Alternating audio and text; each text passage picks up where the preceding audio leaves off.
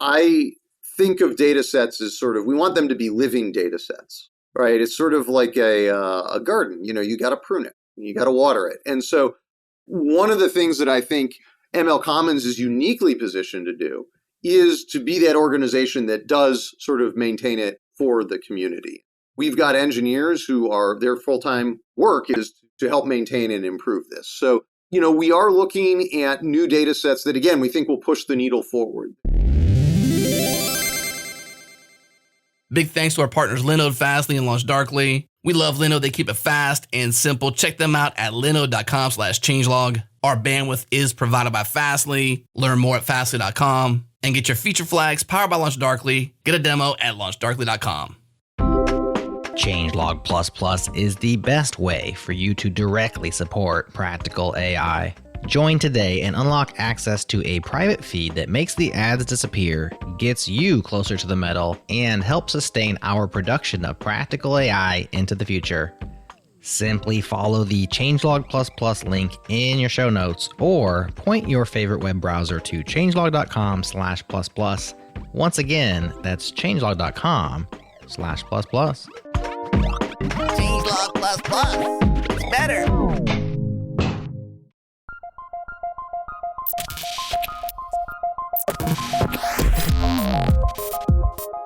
Welcome to Practical AI, a weekly podcast that makes artificial intelligence practical, productive, and accessible to everyone. This is where conversations around AI, machine learning, and data science happen. Join the community and Slack with us around various topics of the show at changelog.com/community and follow us on Twitter. We are at PracticalAIFM.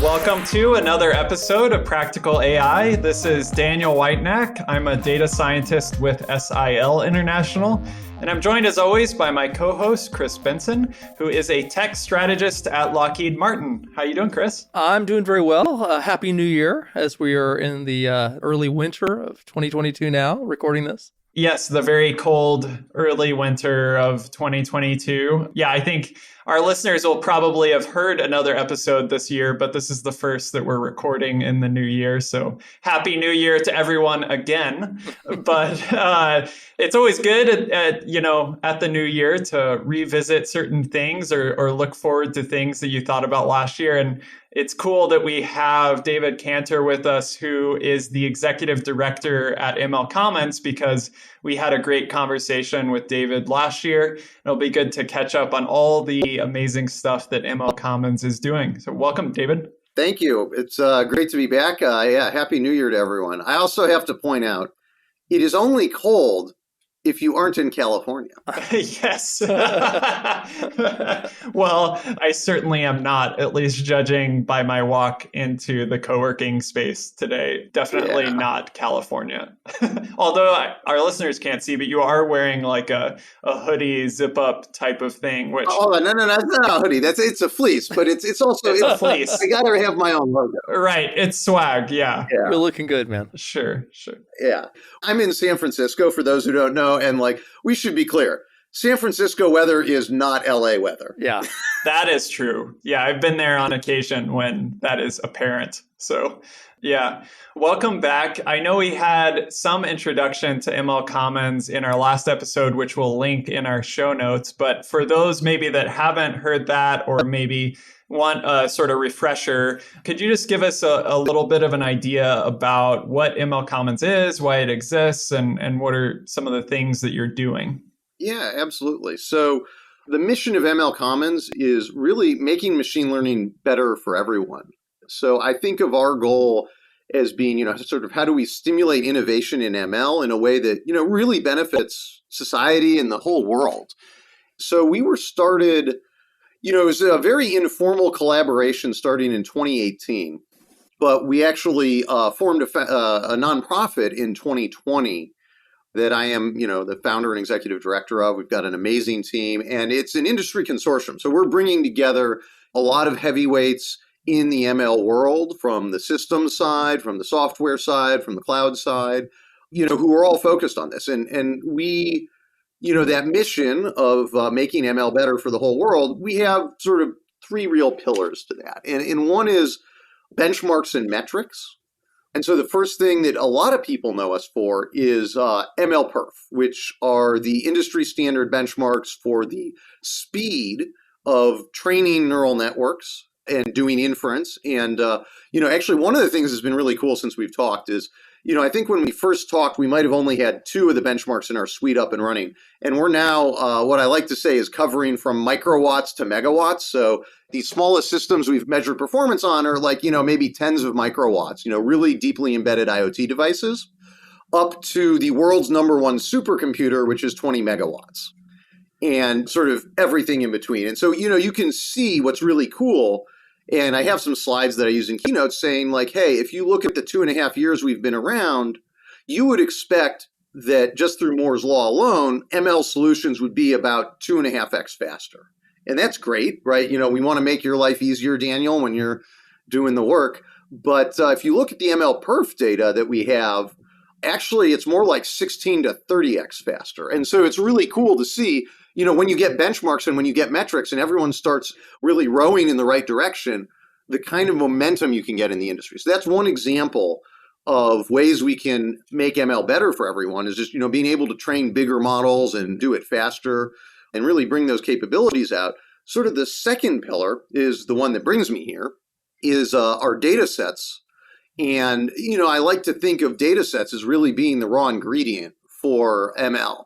If the Industrial Revolution was powered by iron and coal, not the most environmentally stuff, we're really powered by data, right? And it's, I think at SIL, right, you guys understand that just as well as everyone else. If you want to start talking in new languages or working with new texts, you can't get from English to Urdu without some new data, right? And bringing large-scale, open, nicely curated data is a huge boon for the industry because even at some of the biggest shops in the world, places like Google or Amazon, their researchers want to use public data because the whole point is that you're sharing techniques that everyone can use and driving the industry forward. Yeah, that's really interesting. Sometimes I get the question when I'm working on various data sets, like what the benefit, and like you said, we deal with this at SIL too, like we have a bunch of data in our archive or wherever that linguists have gathered like over very long time. And sometimes the question comes up, well, like, first off, why would anyone in the industry be interested in sort of like this strange data? And we can answer that. But then secondly, like, why would we want to make this open? Like, how would that benefit like our organization to work on open data sets versus like closed and proprietary stuff? When you're having those conversations, how do you express that to people? Like maybe the business sort of case for contributing to open data sets, because you do engage with large organizations on the data sets you work with. So how is that phrased to their sort of leadership? Yeah, so I think it depends on the companies, right? So there's some companies where their data really is a critical differentiator, and they probably don't ever want to open it. But even in the case where that is true, so like I'll give you an example. So there's a company, Criteo in Europe, that actually was really fantastically cooperative and opened up one of their data sets for our use. It was an older data set that they weren't super concerned about a competitor having access to, right? And they said, like, look, if you use this data set for your benchmarks, systems are going to get faster for what we want to do. So this is a way that you can kind of, in some ways, punch above your weight in getting the attention of the industry, right? And I'm sure you've talked to folks about how, when you start training on a data set, the models begin to specialize a bit for that. And so, if you want your use case to be popular, making it open is a really good one. And then a lot of our member companies, if you look at someone like Intel or NVIDIA, more open data means more ML, means more people doing cool things with computers, means more sales. So, in a lot of cases, I think you hit the nail on the head, which is as a nonprofit and industry consortium, I can't force people to do what they don't want to do. I can provide persuasion, and I can try to help them understand where our interests are aligned. And I think there are a lot of ways where that's great. Or, Chris, you work in the defense and intelligence community. So I had a really cool meeting late last year with some folks there. And one of the things they were saying that they love about open data is certain parts of that community have real difficulty spending money through normal channels. Indeed. And one of the interesting things, specifically about speech, is by and large, the intelligence community tends to care about languages that are not very commercially viable for like regular products, right? Sure. There's not as much interest. Let's rewind to 10 years ago. If you asked like, the CIA or whoever, like what language would you love to have like an automagical translator? They'd be like, oh, Arabic for sure, right? And they wouldn't have said English or Mandarin, right? Which are, probably the two most popular speech dataset flavors out there, right? Sure. And so, yeah, I think just open data is hugely powerful in enabling researchers and everyone to sort of work together on these problems. Do you think there's a cultural aspect to it in terms of people getting used to this idea? Because when you position it like that, you can clearly see the business case for it. I know in my experience, it seems like some years back, we went through this with open source software and people struggled to see that business case and understand. And now it has swept almost all aspects of business. Do you envision that use case benefit in terms of being able to influence how things go and participate that in a larger scale, that is going to be more widely adopted over the years ahead? Yeah, I think so. And I mean, I think one of the other things that I'd say is, when you look at open data, in a lot of cases, even where you might be differentiating via your own data, like in a lot of cases, it's going to be additive, right? So let's say you want to do a medical transcription thing. You might not want to donate to the wide world like all of your work on translating and decoding specialized medical terms like tachycardia, right? But if you were going to train like a natural language model, some version of, say, BERT, right, you might start with BERT on a large public data set like Wikipedia or a crawl of the web. Yep. And then you'd say, well, I'm going to add on my special sauce later to fine tune or supplement or augment that. And so one of the ways I think about this is that getting from zero to product is a really big push. And you need the data to get there, but it's not the only thing you need, right? There's also the whole process of how do I productize it? How do I test it? How do I make sure it's not going to do, wild and crazy things that I don't expect? And if I, as an organization, can provide some open data and get the whole world a few steps down that path and sort of accelerate things, that's just good for everyone. I'm curious. I got a follow-up for you on that. And that is, I know that there are people listening to this, because it's in my head as well, that are thinking, my organization needs to do better on that. And as we talk about the decision point about how do I make the business case and what should go open, what should we keep as our secret sauce and all that, any guidelines on how to make such an evaluation? I realize that use cases vary a lot, but I have had conversations with people where they either want to just throw everything open or they want to do everything as their special sauce, but there doesn't seem to be a method to the madness on what constitutes the two. How would an organization do that, recognize that by going open, they get the benefit of being able to steer things, but they still get to keep their secret sauce? Any thoughts about how to make such an evaluation? Yeah. So the other thing I was actually going to mention is, one of the things that our organization is very dedicated to is the maintenance and upkeep of these. And, so if you think of ImageNet, right, that really started this round of innovation in machine learning, right? And then it was ImageNet, and then the realization that, hey, AlexNet plus GPUs plus ImageNet beats humans at image recognition. Oh my gosh, right? And now ImageNet is fantastic. It's amazing. But, now it's old.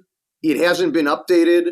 There's some legal issues associated with the licensing. And, so imagine we're doing speech to text and we did that in 2019. That model, that data set would not have anything about COVID or coronavirus or any of these other things. So, you want to keep these things up to date. And that does cost some amount of money. And so by offloading that to the community or, MLCommons, we're curating our stuff. It's part of where our budget goes. That can be very helpful in terms of combining community resources. And so that's another aspect of the business case. But to answer your question, I think it is very easy to slide into these binaries, right? It's a very natural way of thinking. And where we've had a lot of success, I think, is usually where there is some sort of research folks involved or, some sort of specialist who can think about this and reason about it. These kind of endeavors inevitably involve your legal department. That's a great point. And we don't want to get folks in trouble. And so there's all sorts of issues about how is it collected? Do you have the right permissions, GDPR? And a lawyer is probably not going to be able to give you the insights as to what is commercially valuable, what is commercially threatening. Could it be monetized in other ways? Or no, is this just the thing that makes sense? So you kind of do need some element of the business and potentially technical community. And so we've found that that is oftentimes a very helpful driver. One of the things that is beautiful about the machine learning community is I think there's openness is in our DNA. And so I think for a lot of researchers, that is sort of a default mode of thinking, and that is helpful.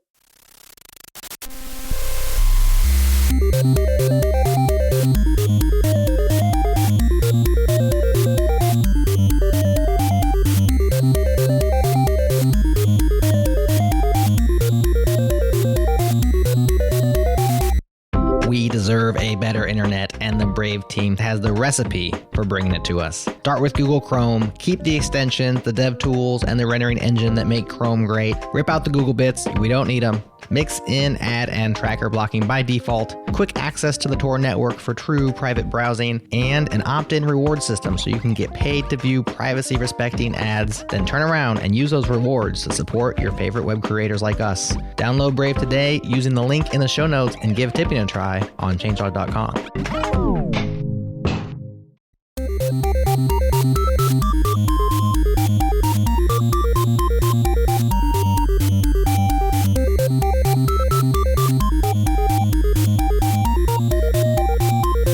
So David, as MLCommons was thinking about this sort of pillar of data sets, and obviously there's a lot of different data sets that could be valuable to the ML community, and all sorts of data, whether that be one type of data or multimodal data or like all sorts of things. How did MLCommons sort of settle on an initial maybe focus on speech data? Because I know we'll be kind of transitioning to talk about a couple of the very impressive data sets that were recently released, but they're both speech data sets or speech-related data sets. So how did that come about? Yeah, so when I think about the data set problems that I want my organization to, or the organization I serve to tackle, I sort of think about it as two sides of the equation, return and investment. And by return, I really mean what's the impact, right? And so I want to be working on problems that'll have an impact where we're going to provide some very clearly differentiated, very valuable things that the community doesn't have.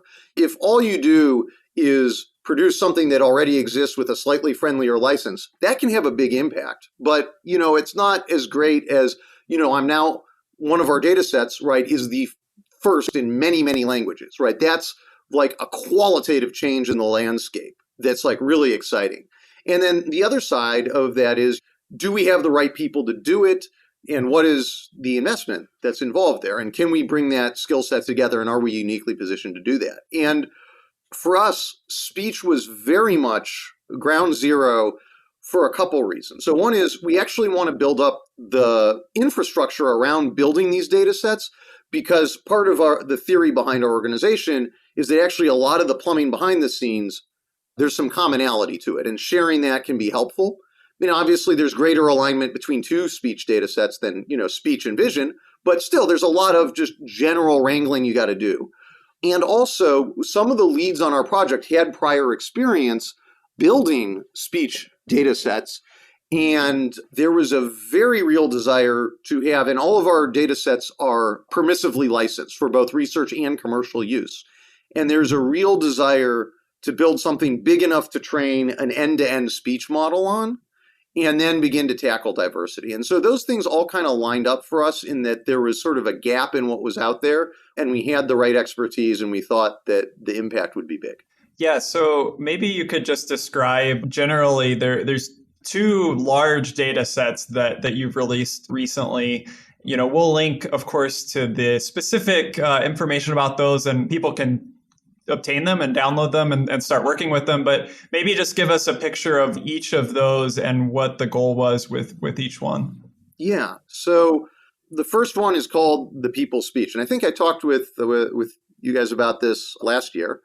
And that is 30,000 hours of labeled speech data. And it's sort of intended for speech recognition purposes, but you can use it for a lot of other things. We've had people who downloaded it to do like denoising filters for acoustical applications.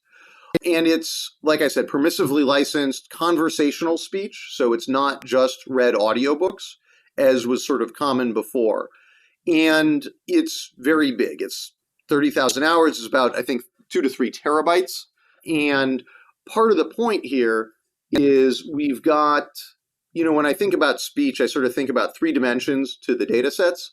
One is size, one is the languages, and then the other is sort of the context. And like, do you have noisy speech, or is it, something really clearly recorded? Are there kids playing in the background and other things like that? And so this is putting the stake in the ground on the size. And, we can work on the other things. And like I said, it's big enough to train an end-to-end model. So kind of over the 10 to 15,000 hour tipping point. So that is sort of going deep and big in the size dimension. And then the second one, which is nicely complementary, is the multilingual spoken words corpus.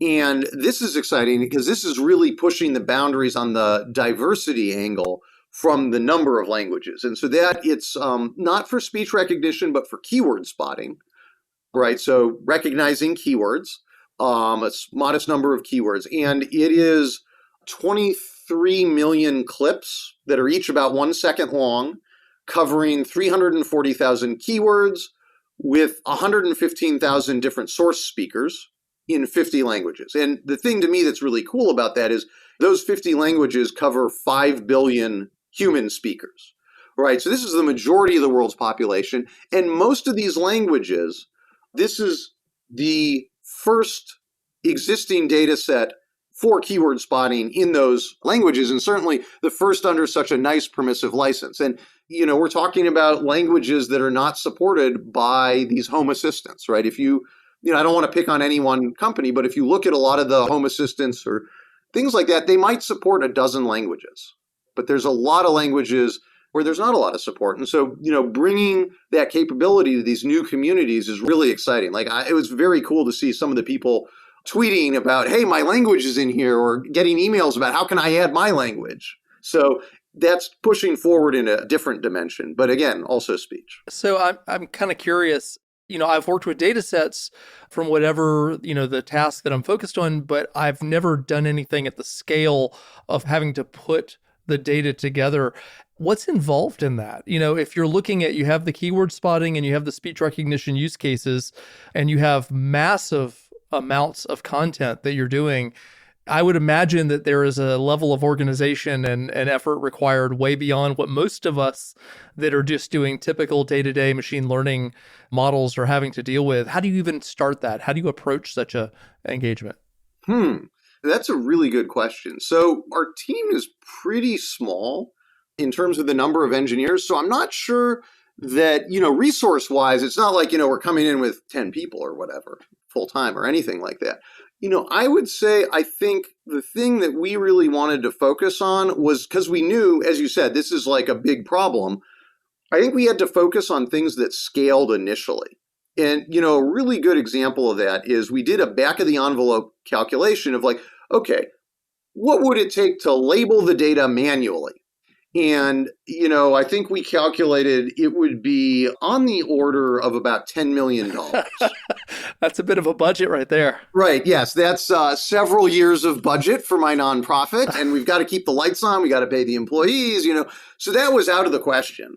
And so we actually, I think one of the things we really wanted to focus on was building the tools and leaning into compute rather than manual labor. And so, we were able to label the data and generate the labels using computer systems for under about $20,000. So I think it's sort of attention to that and building up the tools. And all of the tools are open source, by the way. Not only can you go and get the data set, but you can get the tools we use to create it. And, we'd love to see people updating them, fixing bugs, whatever it is, and see community adoption of all of those pieces. But, it's also, again, I think it does come down to the right tools, right? If you're building one house, you want one set of tools. If you are building a 50-story apartment building or a dozen houses, you're going to, have slightly different infrastructure. Yeah, I would be kind of curious to maybe dig a little bit into that, because when you're creating a labeled data set, people might think, oh, I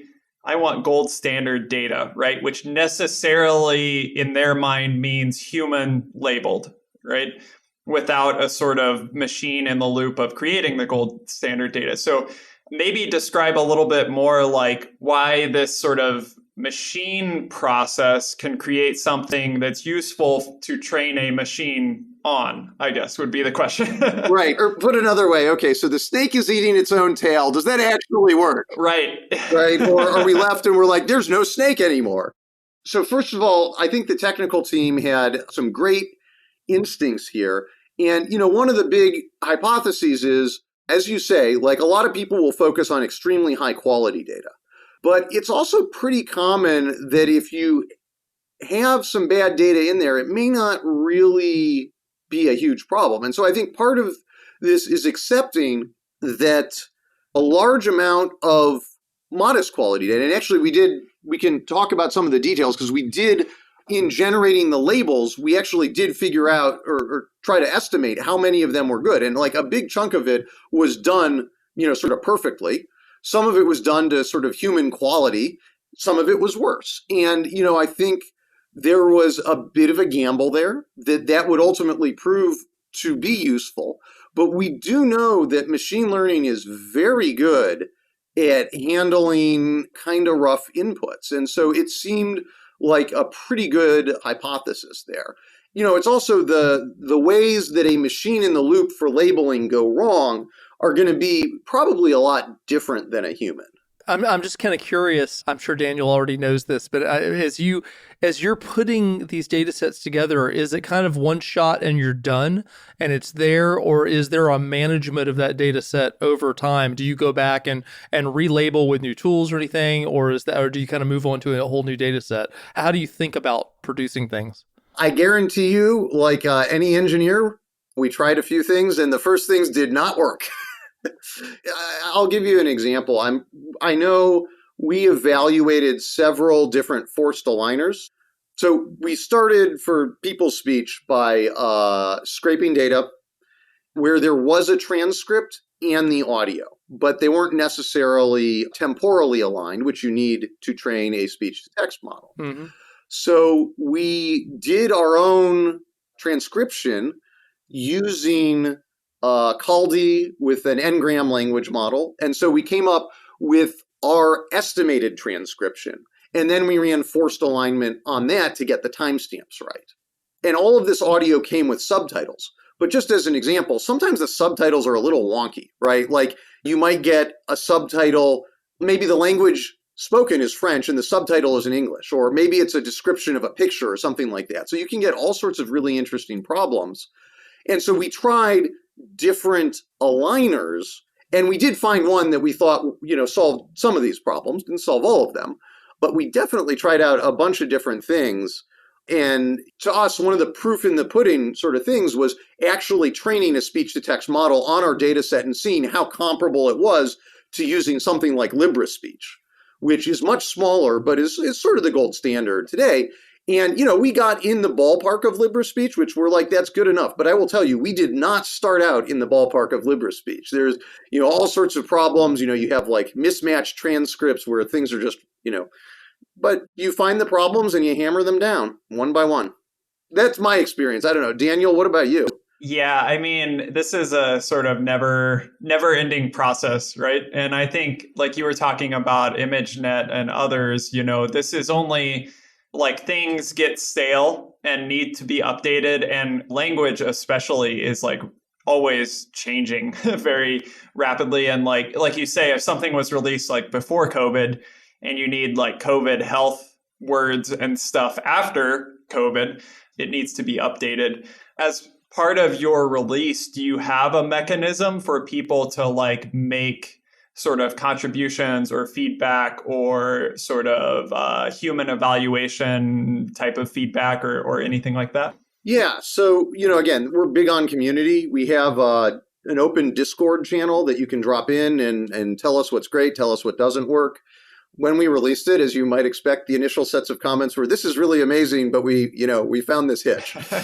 So we're nailing those down, and we've got, a Google group and mailing list for this. And again, all the code is open source. So, if folks want to file bugs, and I mean, the thing to me that is most exciting is now that it's released, like a year from now, what are people doing with it? Like, to me, that's really the sort of thing that's very cool. One of the other things I would actually mention just briefly, you said an example of a scale thing that we had to work on is when we were initially doing the forced alignment, one of the things we found is that, just using out-of-the-box software was not sufficiently fast.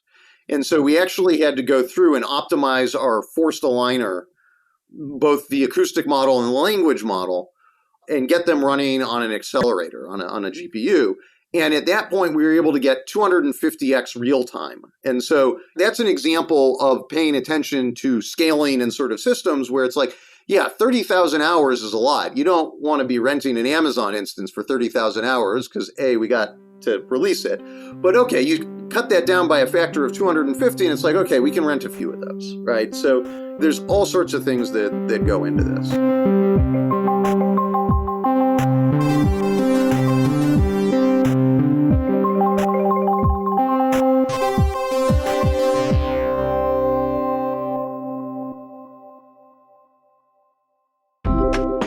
Changelog News is the best way to keep up with the fast-moving software world. We track, log, and contextualize the coolest projects, the best practices, and the biggest stories each and every week. Make changelog.com your daily destination, or hit the snooze button and subscribe to our weekly newsletter that hits inboxes on Sunday mornings. Join more than 15,000 enthusiastic readers. It'll cost you exactly $0, and you can subscribe right now at changelog.com/weekly.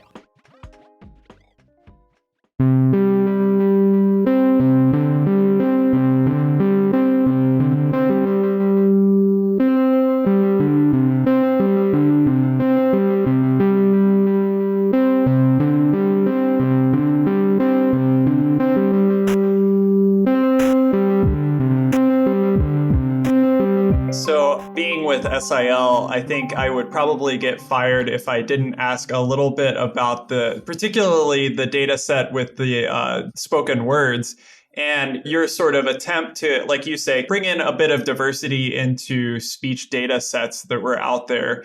Kind of as you look back on that, how does this data set stack up against maybe like what are other examples of data sets out there for spoken words, and how does this change the picture in terms of the diversity of languages? No, that's a great question. And that hits on sort of the things that I'm most proud of in some ways. So, I think the gold standard is Google speech commands. And I am not as much of an expert on the keyword spotting area as the speech to text. But my understanding is that's a data set with about 105,000 1-second utterances covering 35 words in English. And it's great, again, fantastic community resource. And if you go back to what I said, we've got 340,000 keywords in 50 languages with 23 million clips. So there's 50 different languages we're covering. And, some of them have very good coverage. We sort of bucketed it into 3 categories, sort of low resource languages, which is under 10 hours of data. So that'd be something like Georgian, Tamil, Vietnamese, Arabic, and that's about half of the languages. And then we have medium resource languages with between 10 and 100 hours, and that's 12 languages. And so some examples of that are like Czech, Ukrainian, which is that's the first Ukrainian data set of its kind for sure, Turkish, Portuguese, Indonesian, and then we've got high resource languages, which is over 100 hours. And that includes some reasonably obscure languages like Basque, Catalan, Persian, and then, of course, some standard ones like English, Welsh, etc. And so, to me, the really exciting thing is that, first of all, it's a lot of languages. And also some of the work in this paper was about, okay, when we say low resource, does that mean you can't use it? Or, what does that really mean? And actually what we found is that you can use a lot of the low resource languages, I think, for like few shot training and fine tuning examples, right? And so that is really powerful in terms of bringing out new capabilities. And, I think the blog post I wrote was sort of cheekily like giving a voice to 5 billion people, right? I think especially with speech, text is a slightly different scenario, but especially with speech, you actually, like we always talk at SIL about the sort of long tail of languages, which is you've sort of got the top 100 and then you drop off sort of very quickly in terms of resources that are out there all the way out to 7,000 something languages. So you actually don't have to go very far. As soon as you get past like the first 10 or so top languages of the world with speech data, it drops off like very rapidly. And so, yeah, it's really cool to see this effort that pushes that out there.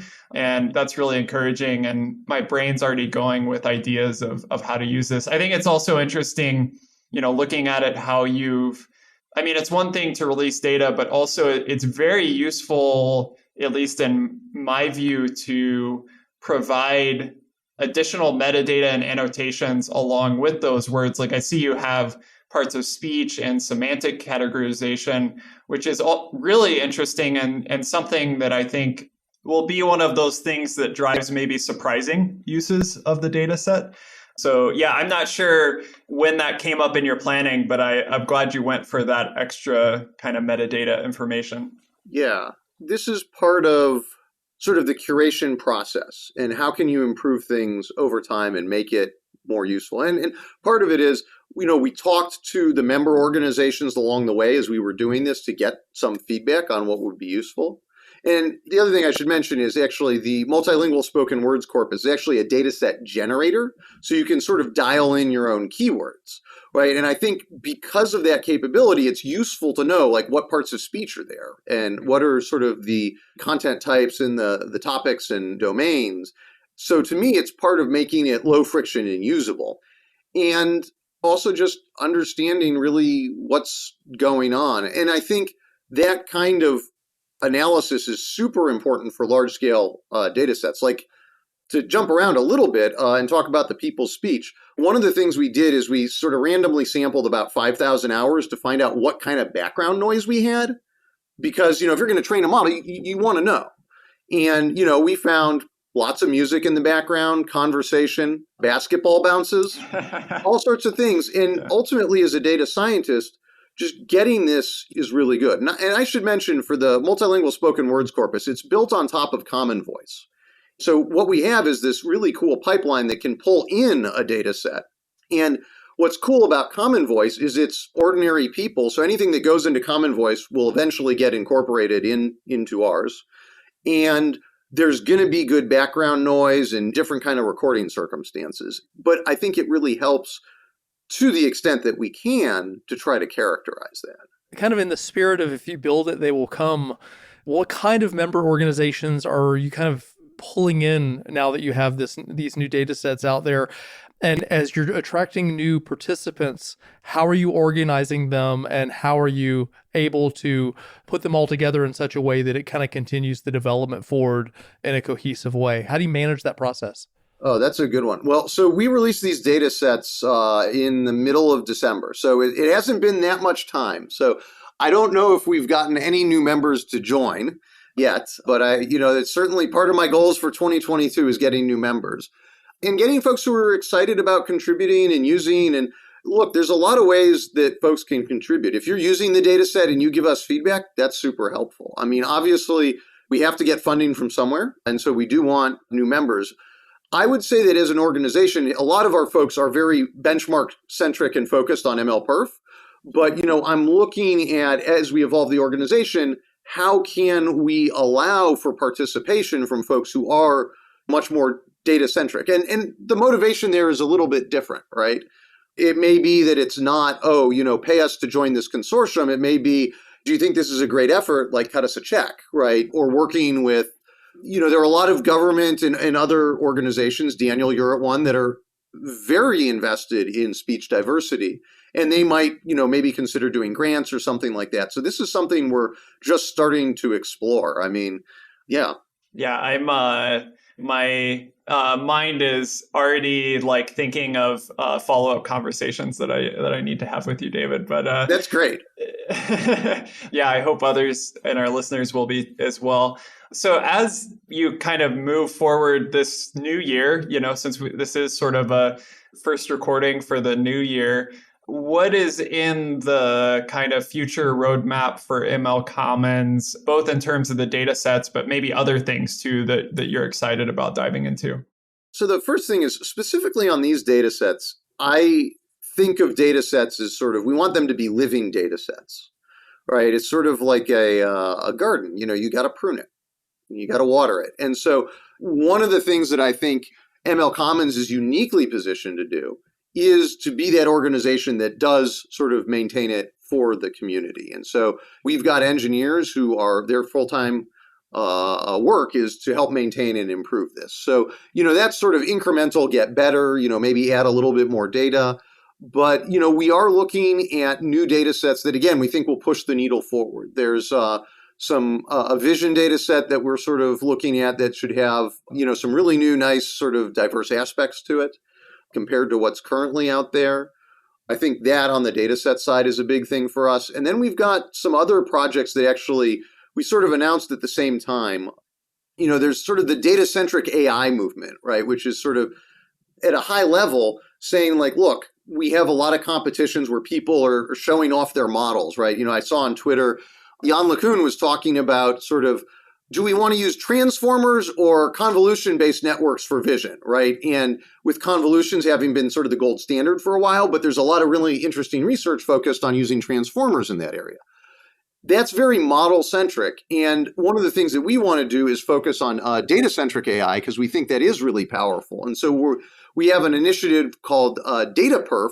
And sort of the idea is to say, hey, let's run a competition where instead of showing off the coolest model, you show off things like data augmentations or different splits that can help get better accuracy, faster time to train, things like that. And so I'd also love to see folks doing cool things with multilingual spoken words or people's speech and stuff that we've never even thought about. So I think that's some of the stuff ahead that really excites me. And we may also, I should mention, one of the motivators around people's speech, it's not the size of a data set that someone like Google or Amazon's going to train on, but it's definitely moving in the right direction. And so having that for our benchmarking at MLPerf is actually very nicely synergistic. So, maybe we'll start building some bigger benchmarks with that, especially because one of the things we wanted to focus on is making these data sets very legally easy to use, right? They're all CC BY. Tell the world we're awesome because we built the data set and do whatever you want, right? Well, David, thank you very much for coming back onto the show a second time. These are a little bit special for me because I get to sit here not only with you, but with Daniel also and the expertise that he has in language. I kind of feel like a kid in a candy shop every time I talk to you on this, and I learn a lot. So really, really, really cool work that you guys are doing after talking in the previous episode mostly about MLPerf and now getting to learn more about data sets and everything. So thank you very much for your time and for coming on the show. Looking forward to next year's conversation. Absolutely. Absolutely. No, that would be great. Yeah. All right. We'll see you, David. All right, that's Practical AI for this week. Thanks for listening. If this is your first time with us, subscribe now at practicalai.fm or simply search for Practical AI in your favorite podcast app. We're in there. And if you're a longtime listener, do us a solid by recommending the show to a friend. Word of mouth is still the number one way people find new podcasts they love. Special thanks to our partners for supporting our work, Fastly, LaunchDarkly, and Linode. We appreciate it. And to the mysterious Breakmaster Cylinder for cranking out new beats for us all the time. That's all for now. We'll talk to you again next week.